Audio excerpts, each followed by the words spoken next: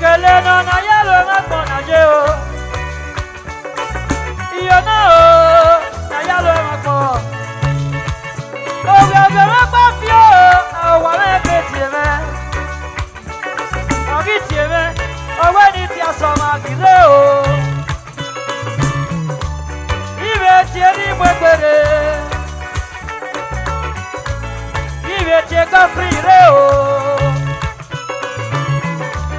Agive tiyo kore,